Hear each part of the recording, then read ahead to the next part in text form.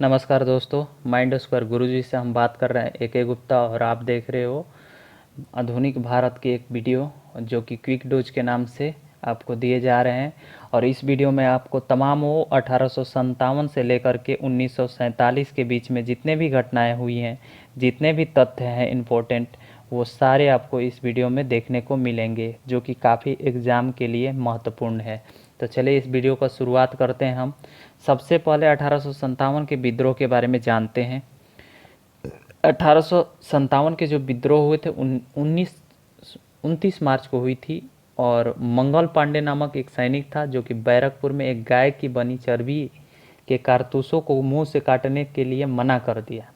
फलस्वरूप में क्या हुआ कि उसे गिरफ्तार करके और 8 अप्रैल 1857 को उसे फांसी चढ़ा दिया गया। और इस फांसी चढ़ाने के मामले में पूरे भारत में एक क्रांति का दौर चल गया। और उस क्रांति के दौर को हम लोग कहते हैं महान विद्रोह। जबकि शुरुआत इसकी अगर रियल डेट मालूम है, मेरठ से हुई थी 10 मई 1857 को। ठीक है। दूसरा पॉइंट है हमारा, इस विद्रोह के समय में भारत का गवर्नर जनरल जो था वो लॉर्ड कैनिंग था। ये भी क्वेश्चन काफ़ी बार एग्जाम में पूछा है, याद रखिएगा। अगला पॉइंट, इस विद्रोह के समय में ब्रिटिश के प्रधानमंत्री कौन थे? तो वो थे पामस्टन, जो कि लिबरल पार्टी से थे। और इस पॉइंट को याद रखने का तात्पर्य है कि 1857 के क्रांति के समय में ब्रिटिश का प्रधानमंत्री पूछ लेता है, इस कारण से मैंने इस पॉइंट को रखा है।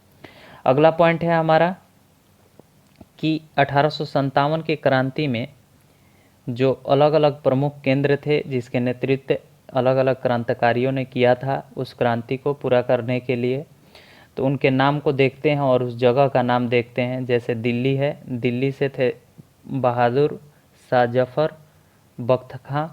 ठीक है। कानपुर से थे तात्या टोपे, रामचंद्र पांडुरंग उनका नाम था। अन्य नाम था इलाहाबाद से लियाकत अली थे, और लखनऊ से बेगम हजरत महल, झांसी से रानी लक्ष्मीबाई, जगदीशपुर से बिहार यानी बीर कुंवर सिंह। ठीक है। और बरेली से खान बहादुर खां थे। ठीक है। वही आपका मौलवी अहमद अली जो थे वो फैजाबाद से थे, याद रखिएगा, ये भी एक पॉइंट था। तो ये काफ़ी इम्पोर्टेंट है, इसे याद रखना होगा। महान क्रांतिकारी जो प्रमुख केंद्र हैं उनको याद रखना जरूरी है। यह क्वेश्चन पूछता है, और पूछता भी है तो कैसे पूछता है आपको मैचिंग करने के लिए पूछेगा। जैसे कि एक तरफ लिखेगा जगह का नाम और दूसरे तरफ लिखेगा उनके नेतृत्व क्रांतिकारी। ठीक है। अगला पॉइंट है हमारा कि जब भारत में अंग्रेज़ों ने अपना शासन स्थापित कर लिया तब इन्होंने भारत की जनता को सबसे ज़्यादा परेशान करना शुरू कर दिया और शुरू किया। उसके बाद में भारतीयों का मन में एक ऐसी पार्टी का बनाने की मांग बढ़ी कि पूरे देश में जनता की जो मांगे हैं वो अंग्रेज़ों तक पहुंचाने का काम कर सके। उस बीच में राष्ट्रीय कांग्रेस की स्थापना हुई थी 1885 में। यही जो पार्टी था वो जनता के मांगों को अंग्रेज़ों तक पहुंचाने का काम किया भी, और यह राष्ट्रीय पार्टी के रूप में उभरी। और वो राष्ट्रीय कांग्रेस के समय में यह बम्बई में हुई थी, इसका पहला अधिवेशन, ये सब पढ़ेंगे हम लोग। और उस समय के गवर्नर जनरल जो थे वो लॉर्ड डफरिन थे। कौन थे? Lord Dufferin. तो कांग्रेस की स्थापना के समय में अधिवेशन में टोटल 72 प्रतिनिधियों ने भाग लिया था। ये बातें याद रखिए, ये क्वेश्चन पूछता है। अगला पॉइंट है हमारा कि कांग्रेस के संस्थापक कौन थे? तो एओ हुम थे, जिसे हर्मिट ऑफ शिमला के नाम से भी जाना जाता है। अगला पॉइंट है हमारा कि पहला अधिवेशन जो है वो कब हुआ था? तो 1885 में अभी बात किए हम, जो कि बम्बई में हुआ था। वर्तमान में इसे मुंबई के नाम से जानते हैं, तो ये तो आपको पता होगा। ऐसे में कोलकाता हाई कोर्ट के वरिष्ठ बोमेश चंद्र बनर्जी की अध्यक्षता में हुई थी यह अधिवेशन, यानी पहला अधिवेशन 1885 का। और उस समय का वायसराय जो था वो लॉर्ड डफरिन था, जो कि इन्हें ही कांग्रेस की स्थापना का अप्रत्यक्ष रूप से समर्थन किया था। इन्होंने ही। कौन? तो लॉर्ड डफरिन ने। काफ़ी इनका महत्वपूर्ण अहम भूमिका रहा था कांग्रेस पार्टी की स्थापना में। ठीक है। और ये भी कहा जाता है कि पहले जो अधिवेशन होने थे वो पुणे में होने थे, लेकिन वहाँ अकाल पढ़ने के कारण में बम्बई के गोकुल संस्कृत विद्यालय में इसे संपन्न किया गया। ठीक है, यानी गोकुल, ये भी पूछता है पॉइंट कि गोकुल संस्कृत विद्यालय में कांग्रेस की स्थापना हुई थी जो कि बम्बई में अवस्थित है। अगला पॉइंट है हमारा कि इसकी अध्यक्षता किसने किया था, तो वो तो बमेश चंद्र बनर्जी जो कि कोर्ट के वरिष्ठ थे, कोलकाता हाई कोर्ट के। और दूसरा अधिवेशन कब हुआ था, तो 1886 को हुआ था। ये भी काफ़ी इम्पोर्टेंट है क्योंकि कोलकाता से यह अधिवेशन हुआ था और दादा भाई नौरोजी इसकी अध्यक्षता की थी। कांग्रेस पार्टी को पूरे भारत में ऐसे में फैल गई थी। यह अब जो है राष्ट्रीयवादी पार्टी के रूप में पूरे देश में बन गई थी, यानी कि राष्ट्रीयता इसको मिल गई थी। ठीक है, आगे बात करते हैं दादा भाई नौरोजी के बारे में कि यह 3 बार जो है कांग्रेस पार्टी की अध्यक्षता किया था, 1886, 1893 और 1906 को, यानी कि 3 बार अध्यक्षता किया था। कौन, तो दादा भाई नौरोजी ने। ऐसे में 1887 में भी दादा भाई नौरोजी ने इंग्लैंड में जाकर के भारत सुधार समिति की स्थापना किया था। ये भी पॉइंट काफ़ी इंपॉर्टेंट है, याद रखिएगा। अगला पॉइंट देखते हैं। अगला पॉइंट है हमारा तीसरा अधिवेशन। तीसरा अधिवेशन जो है मद्रास 1887 में बदरुद्दीन तैयब जी के अंतर्गत हुआ था, उनकी अध्यक्षता में, और यह कांग्रेस के पहले मुस्लिम अध्यक्ष थे। ये भी बात याद रखिएगा, काफ़ी इंपॉर्टेंट है। अगला पॉइंट चौथा अधिवेशन 1888 में हुआ था जो कि इलाहाबाद अधिवेशन हुआ था। जॉर्ज उल्ले इसकी अध्यक्षता की थी। यह प्रथम यूरोपीय थे और प्रथम बार इसी अधिवेशन में लाला लाजपत राय ने हिंदी में भाषण दिया था। हिंदी में इन्होंने भाषण दिया था पहली बार। कब दिया था, 1888 को। ऐसे में 5वां अधिवेशन के बारे में जानिए, काफ़ी खास है, लेकिन इसमें एक पॉइंट मात्र पूछता है। 21 वर्ष का मताधिकार यहाँ पे दिया गया था। कब, तो 1889 को। और 5वां अधिवेशन वो था बम्बई में, जो कि अधिवेशन यह पूरा हुआ था।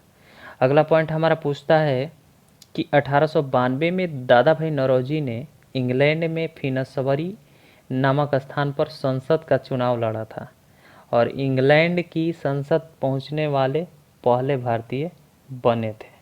ये पॉइंट काफ़ी इम्पोर्टेंट है, VI इसे कर लो, याद रखना। ठीक है, अगला पॉइंट हमारा अब बंगाल का जो विभाजन हुआ था उसके बारे में पढ़ते हैं। 1905 में आते हैं। उससे पहले के पॉइंट जो हैं वो आपको कम से कम पूछता है, इस कारण से मैं मुख्य बिंदु लेकर आया हूँ इसमें पूरा विस्तार से।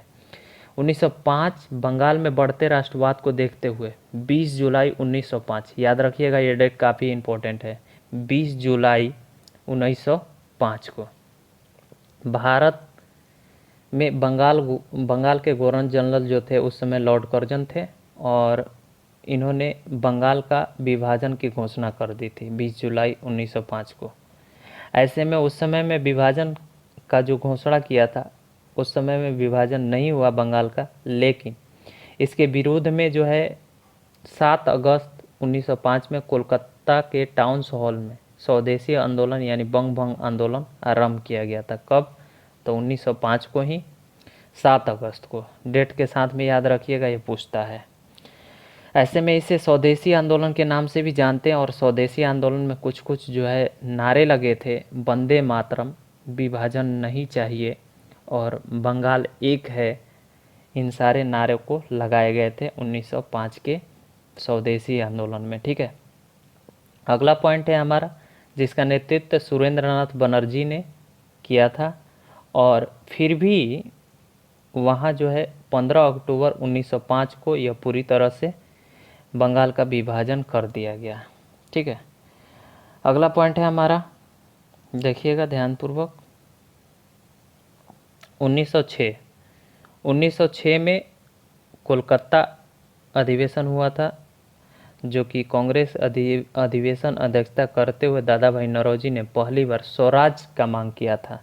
ये पॉइंट याद रखिएगा। और 1906 के कोलकाता अधिवेशन में और अध्यक्षता किसने किया था, दादा भाई नौरोजी ने। तो ये इसमें 3 पॉइंट है, याद रखिएगा। अगला पॉइंट है 1906 का ही।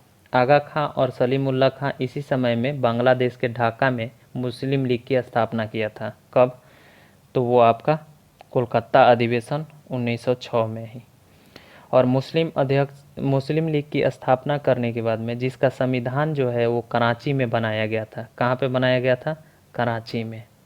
और इसकी मीटिंग जो हुई थी वो कहाँ हुई थी? अमृतसर में। किसने किया था? आगा खां और सलीमुल्लाह खां। यह काफ़ी बार एग्जाम में क्वेश्चन पूछा है, ठीक है। और बांग्लादेश के ढाका में मुस्लिम लीग की स्थापना हुई थी। यह 3-4 पॉइंट है, इसमें याद रखने वाली बात है।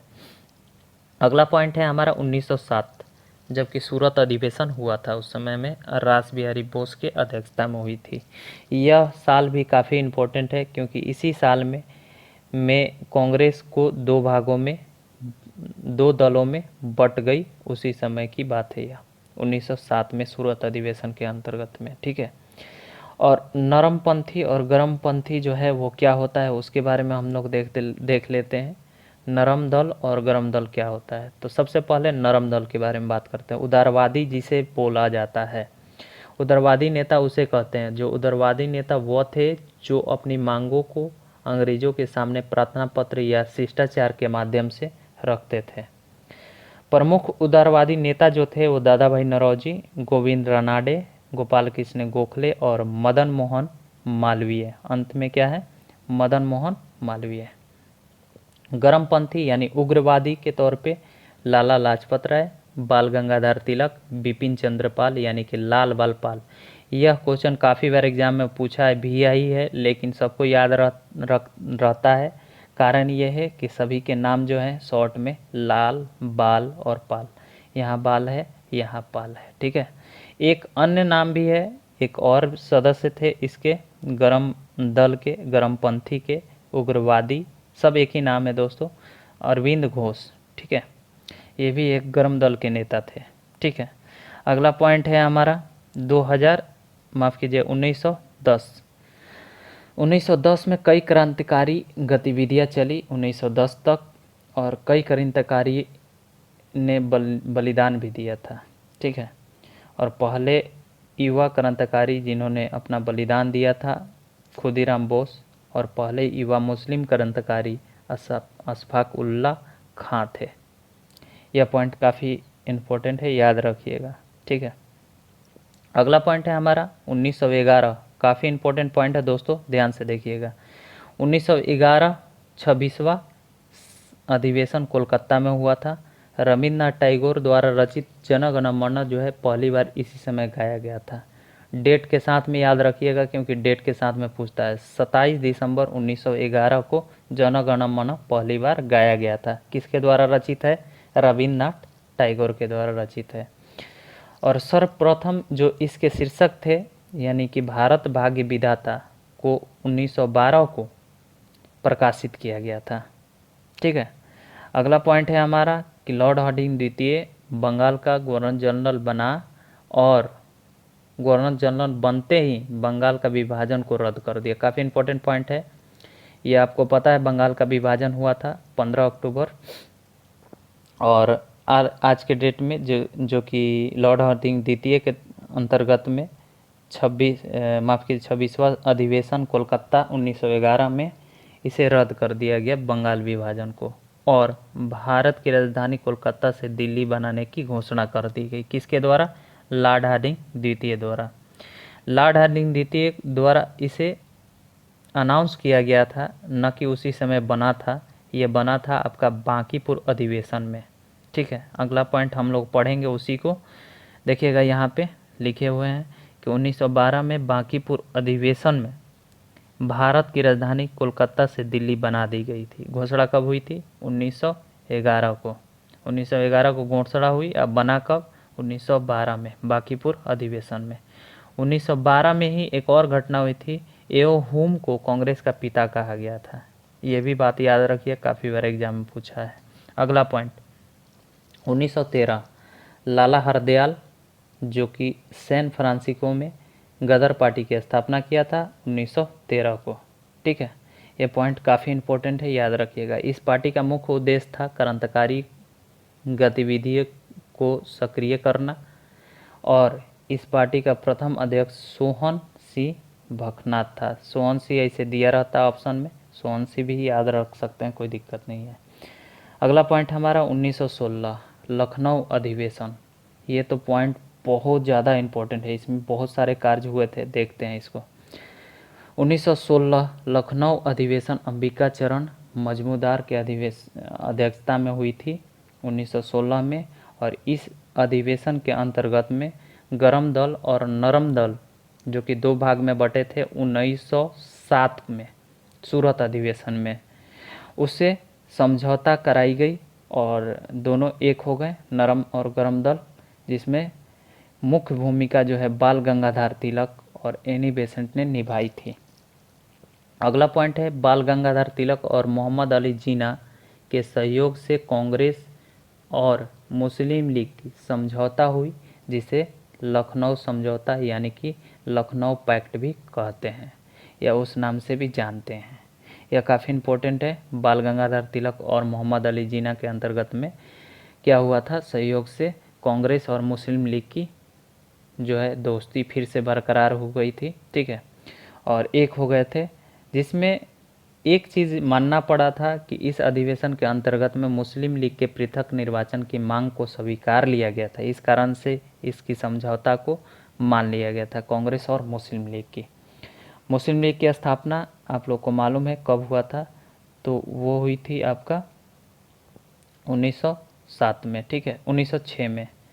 अब बात करते हैं अगला, लेकिन मदन मोहन मालवीय इसका विरोध किया था। मदन मोहन मालवीय ने विरोध किया था। ऐसे भी क्वेश्चन पूछ लेता है कि मुस्लिम लीग की निर्वाचन जो पृथक निर्वाचन की मांग स्वीकारा था, उसका विरोध किसने किया था, तब मदन मोहन मालवीय ने किया था, ठीक है। अगला पॉइंट है हमारा, कांग्रेस ने पार्लियामेंटो सुधार की अपनी स्वीकृति दी थी, वो भी इसी समय में दिया था, कब, तो 1916 को।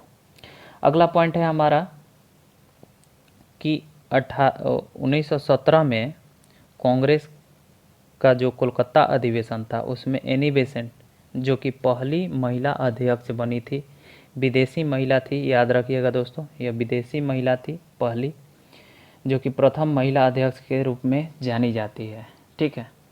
अगला प्रश्न है हमारा कि इस अधिवेशन में कांग्रेस पहली बार तिरंगा झंडा को अपनाया था। इस पॉइंट को भी याद रखिएगा, काफ़ी बार एग्जाम में पूछा था कि लखनऊ जो अधिवेशन हुआ था उसमें तिरंगा झंडा को अपनाने वाला कांग्रेस था, उसे याद रखिएगा। बाल गंगाधर तिलक के बारे में पढ़ते हैं, ये भी काफ़ी इंपॉर्टेंट पॉइंट, इनसे जुड़ा हुआ 6-7 पॉइंट जो है आपसे एग्ज़ाम में पूछ लेता है। सबसे पहले कि गरम दलीय आंदोलन के पिता कहा जाता है किसे, तो बाल गंगाधर तिलक को। स्वराज मेरा जन्मसिद्ध अधिकार है और मैं इसे लेकर रहूँगा, बाल गंगाधर तिलक। साप्ताहिक पत्रिका केसरी और गीता रहस्य किसकी है, बाल गंगाधर तिलक। भारतीय अशांति का जनक कहा था किसे, तो बाल गंगाधर तिलक को। किसने कहा था, तो वैलेंटाइन सिरोल ने कहा था, बी चिरोल भी कहा जाता है शॉर्ट में। और महाराष्ट्र में गणपति उत्सव का आरंभ का श्रेय बाल गंगाधर तिलक को ही जाता है। तो ये 5-6 पॉइंट, ये 7 पॉइंट है जो कि आपको बाल गंगाधर तिलक से संबंधित है, याद रखिएगा। चलिए अगला पॉइंट देखते हैं हम। अगला पॉइंट है हमारा 1915 के महात्मा गांधी ने कि युग कहा जाता है, 1915 से शुरुआत हुई थी और 1948 तक इनके युग माना जाता है। ऐसे में 1915 में महात्मा गांधी अफ्रीका से वकालत करके लौटे थे। लगभग महात्मा गांधी अफ्रीका में 2 दशक रहे थे और 21 वर्ष ऐसे रहे थे, ठीक है। वापस लौटते ही महात्मा गांधी ने प्रथम विश्व युद्ध में हिस्सा लेने की बात यानी जिक्र कर दी थी, जिस कारण से उनको भर्ती करने वाला सर्जेंट भी कहा जाता है, ठीक है। अगला पॉइंट है महात्मा गांधी द्वारा चलाए गए कुछ पत्रिका है, उसके नाम याद रखिएगा, Harijan, young India, Navjivan, Hindu Swaraj, my experiment with truth, यह जो है इनकी पत्रिका है, याद रखना है, ठीक है। अगला पॉइंट है हमारा कि 1916 में साबरमती आश्रम की स्थापना जो किया था वो महात्मा गांधी द्वारा किया गया था, अहमदाबाद में जो मौजूद है, स्थित है। इसके बाद में महात्मा गांधी के कुछ आंदोलन जो है शुरुआत हुई थी इसी समय में, उसको देखते हैं। महात्मा गांधी के आंदोलन का प्रारंभ हो गया था इसी समय में। अपना सबसे पहला आंदोलन जो है वो बिहार के चंपारण जिला 1917 से शुरुआत किया था, जो नील की खेती के विरोध के लिए किया था। और दूसरा आंदोलन जो है 1918 में गुजरात के खेड़ा जिले से करनही आंदोलन के नाम से जाना जाता है दूसरा आंदोलन को।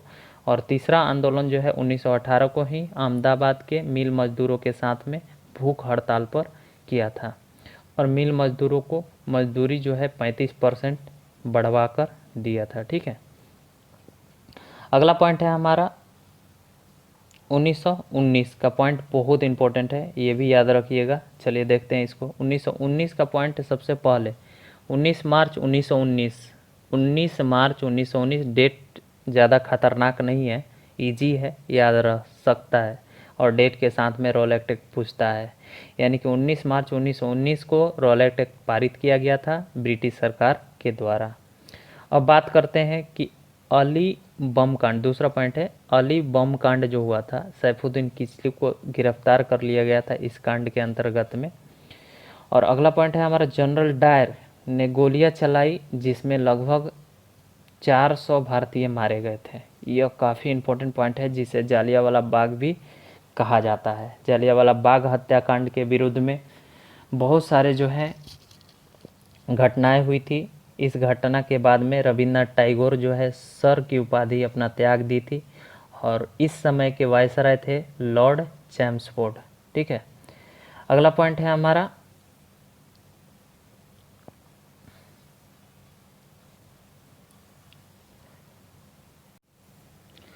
19 अक्टूबर 1919 को एक कमीशन इस घटना की जांच के लिए नियुक्त किया गया है, जिसका नाम था हंटर कमीशन। काफ़ी इम्पोर्टेंट है क्वेश्चन। 19 अक्टूबर 1919 को हंटर कमीशन की स्थापना किया गया, और किस चीज़ के लिए, तो जलियांवाला बाग हत्याकांड के जांच के लिए। उसके नेतृत्व में किया गया था, तब मदन मोहन मालवीय के नेतृत्व में किया गया था। इसके अन्य सदस्य भी थे, उनका नाम था महात्मा गांधी और मोतीलाल नेहरू। यह काफ़ी इम्पोर्टेंट पॉइंट है, याद रखिएगा। जलियांवाला बाग हत्याकांड के जांच के लिए हंटर कमीशन की स्थापना की गई थी। अगला पॉइंट है हमारा, देखते हैं अगला पॉइंट है हमारा क्या, 1919 और 20।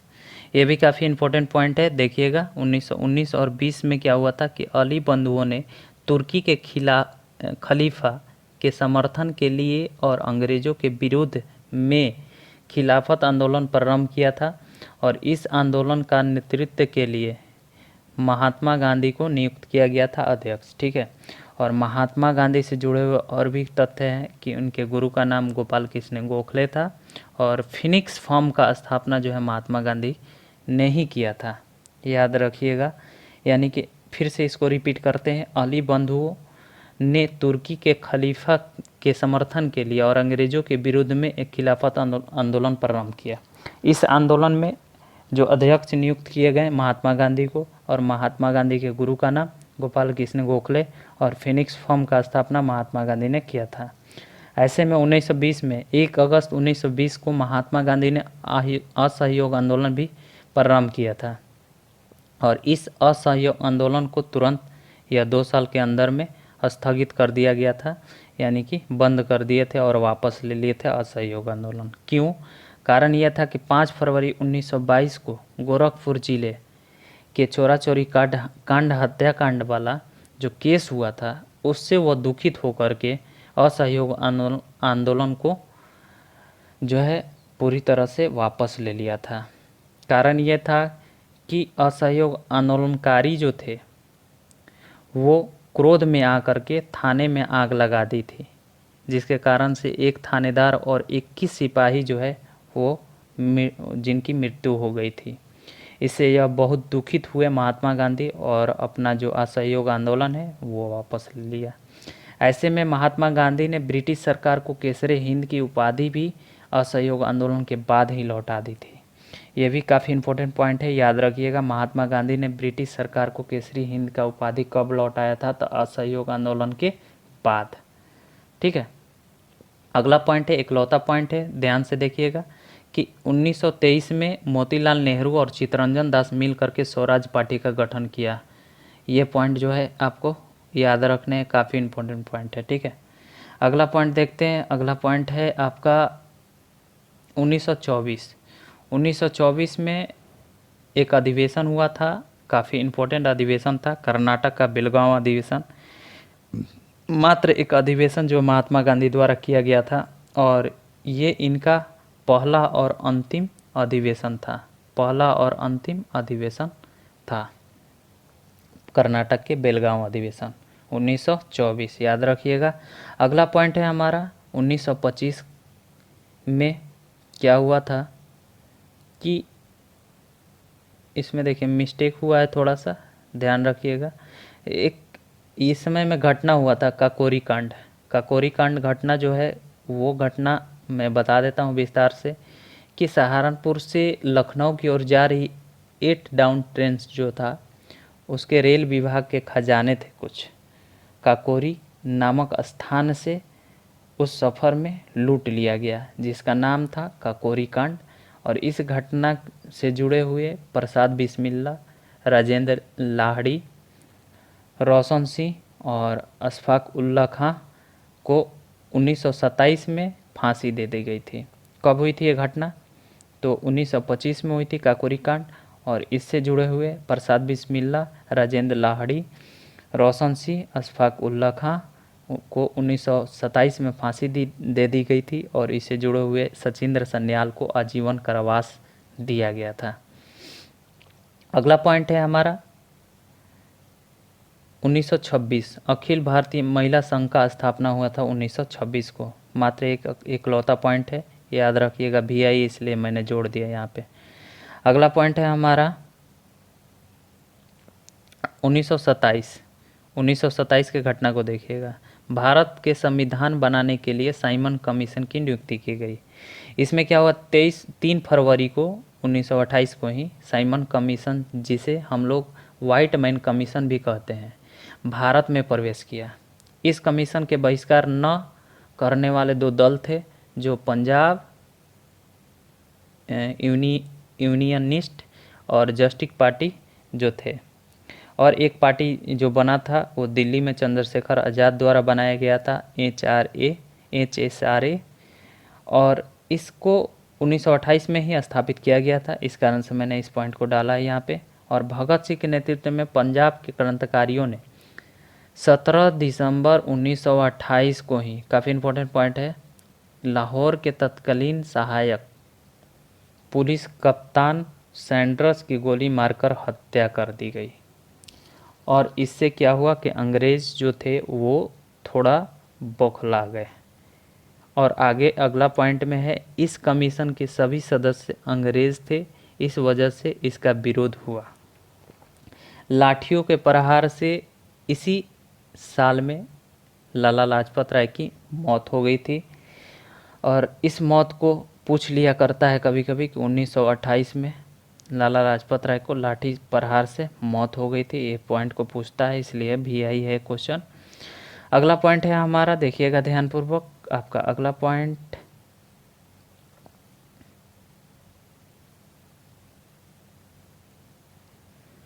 जी, यहाँ पे नोट्स में लिखा हुआ है 1927 के बारे में एक पॉइंट छूट गया था, जो कि मैं बाद में डाला हूँ।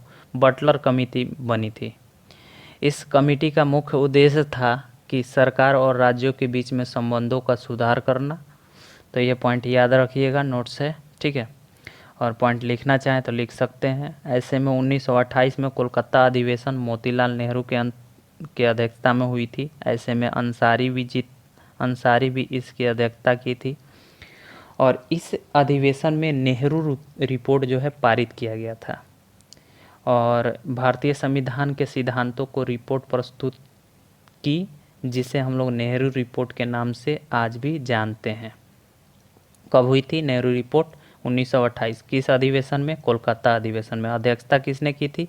मोतीलाल नेहरू और अंसारी। अगला पॉइंट है हमारा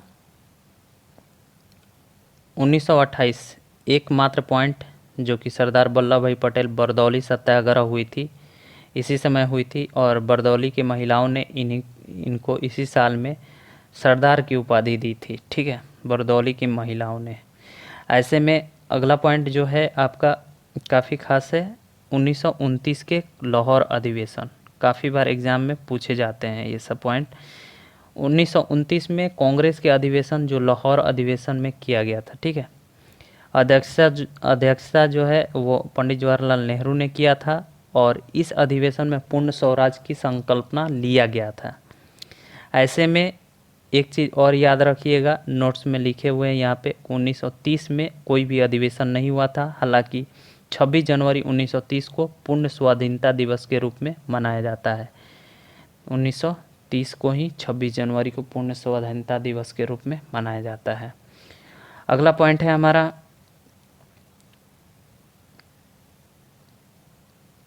गोलमेज सम्मेलन कुछ है। संविधान बनाने के लिए गोलमेज सम्मेलन के बारे में चर्चा की गई और सविनय अवज्ञा आंदोलन प्रारंभ किया गया और इसका निर्णय लिया गया उसी समय में। कब? 1930 में। 1930 में प्रथम गोलमेज सम्मेलन हुआ था और द्वितीय गोलमेज सम्मेलन 1931 में हुई थी और साथ ही में 1932 में आपका तृतीय गोलमेज सम्मेलन हुआ था। हालांकि यह तीनों डेट याद रखने योग्य है क्योंकि 1930, 31 और 32 यानी कि तीनों डेट लगातार है, तीनों साल जो है वो लगातार है, इसलिए याद रहेंगे काफ़ी हद तक। इन तीनों गोलमेज सम्मेलन में संविधान का 40% पूरा भाग जो है पूरा हो गया था। तीनों गोलमेज सम्मेलन के समय में इंग्लैंड के प्रधानमंत्री जेम्स रैमजे मैकडोनाल्ड थे, ठीक है। कौन थे? तो जेम्स रैमजे मैकडोनाल्ड थे, ठीक है। अगला पॉइंट है हमारा नोट्स में, तीनों गोलमेज सम्मेलन में भीमराव अंबेडकर जो थे वो हिस्सा लिए थे। ये काफ़ी इम्पोर्टेंट पॉइंट है। तीनों गोलमेज सम्मेलन में शामिल हुए तो भीमराव अंबेडकर। अगला पॉइंट है हमारा सविनय अवज्ञा आंदोलन की शुरुआत। उसे देखते हैं हम लोग, काफ़ी इम्पोर्टेंट पॉइंट है, इसको थोड़ा सा स्क्रॉल कर लेते हैं। पहला पॉइंट है इसमें कि 12 मार्च 1930 को साबरमती आश्रम से 78 या 79 दोनों ऑप्शन में दिए रहते हैं, यानी कि कभी कभी 78 कभी 79 भी दिया रहता है।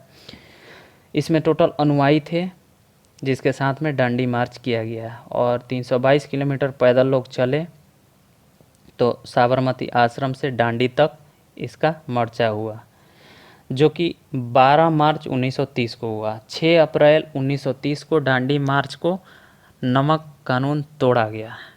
सविनय अवज्ञा आंदोलन की प्रारंभ उसी समय हुई, 6 अप्रैल को नमक कानून तोड़ने के बाद। अगला पॉइंट है, सुभाष चंद्र बोस ने गांधी जी को नमक सत्याग्रह की तुलना नेपोलियन के एल्बा से पेरिस यात्रा से दी थी। यह भी काफ़ी इम्पोर्टेंट पॉइंट है, काफ़ी बार एग्जाम पूछता है। 1931 के बारे में बात करते हैं।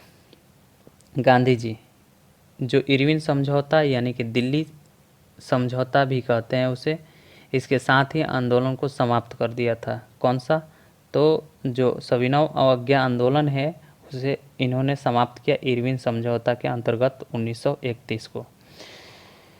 अब बात करते हैं गांधी इरविन समझौता या दिल्ली समझौता भी कहते हैं उसे, तो याद रखिएगा इस पॉइंट को, काफ़ी इम्पोर्टेंट है। अगला पॉइंट है हमारा मात्र एक पॉइंट 1934 का, कांग्रेस सोशलिस्ट पार्टी की स्थापना 1934 को ही हुई थी। अगला 35 के बारे में पढ़ते हैं। 1935 में भारत सरकार सुधार अधिनियम पारित किया गया जिसके फलस्वरूप संसदों की सीटों को निर्धारित की गई और निर्धारित सीटों से मुस्लिम वर्ग सहमत नहीं था। मुस्लिम वर्ग जो है वो सहमत नहीं था उस निर्धारित सीट से, क्योंकि उन्हें लगता था कि मुझे इतनी सीट जो है बहुत कम मिली है।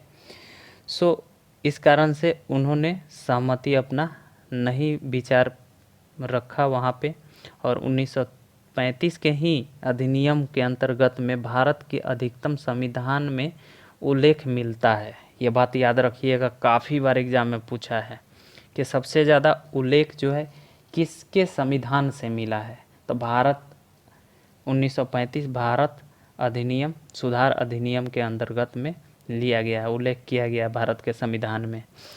वही 1940 के बारे में कि 1940 में मोहम्मद अली जिन्ना ने पाकिस्तान को अलग बनाने की मांग कर दी थी। यह मांग जो है काफ़ी विवादित थी। और अगला पॉइंट में देख लीजिए क्या है कि 1940 ईस्वी में गांधी जी ने पवनार में व्यक्तिगत सत्याग्रह आंदोलन की शुरुआत की और इस सत्याग्रह में सत्याग्रही थे पहला विनोबा भावे पवनार, इसीलिए विनोबा भावे ऑप्शन में ज़्यादा रहता है। और दूसरा सत्याग्रही थे पंडित जवाहरलाल नेहरू और तीसरा सत्याग्रही ब्रह्मदत्त थे। ठीक है, और इस आंदोलन को दिल्ली चलो आंदोलन भी कहते हैं, याद रखिएगा, काफ़ी इंपॉर्टेंट पॉइंट है। अगला पॉइंट है, देखते हैं वर्धा। वर्धा में 1942 ईस्वी में कांग्रेस ने अंग्रेजों को भारत छोड़ो प्रस्ताव पारित किया। अंग्रेजों भारत छोड़ो प्रस्ताव पारित किया था कब? वर्धा में 1942 को किया गया था। ऐसे में क्रिप्स मिशन 1942 को ही स्थापना किया गया था और भारत संविधान का 60% जो भाग है वो बनकर तैयार हुआ था उस समय में। और समय का भारत का वायसराय जो था वो लॉर्ड लिनलिथगो। क्रिप्स मिशन के समय का जो वायसराय था वो लॉर्ड लिनलिथगो था। ठीक है, अगला पॉइंट देखते हैं, भारत छोड़ो आंदोलन 8 अगस्त 1942 से 9 अगस्त 1942 को प्रारंभ हुआ और सबसे पहले बम्बई और कोलकाता से इसकी शुरुआत की गई। इसका उद्देश्य था अंग्रेज भारत छोड़ो, यह नारा भी है, अंग्रेजों भारत छोड़ो। ठीक है, अगला पॉइंट है हमारा 1946 कैबिनेट मिशन जो है, इस मिशन के अंतर्गत में भारत का संविधान बनकर तैयार हुआ था। कौन से मिशन के अंतर्गत में? कैबिनेट मिशन 1946 के अंतर्गत। अगला पॉइंट है हमारा